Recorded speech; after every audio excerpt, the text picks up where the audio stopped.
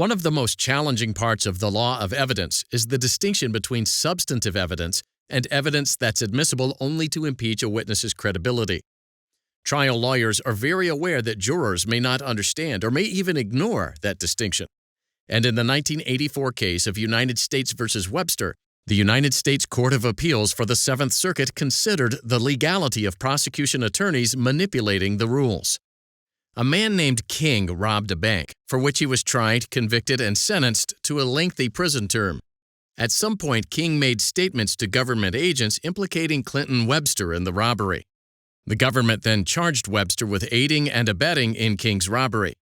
Prosecutors called King as a witness, but because they didn't know what King would say, they asked the district court for permission to examine him outside the jury's presence. Webster objected, so the trial court denied the prosecution's request.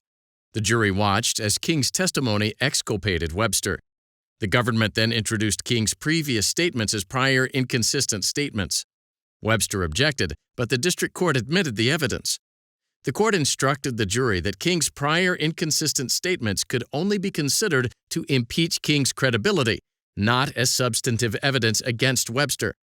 The jury convicted Webster, who then appealed to the United States Court of Appeals for the Seventh Circuit.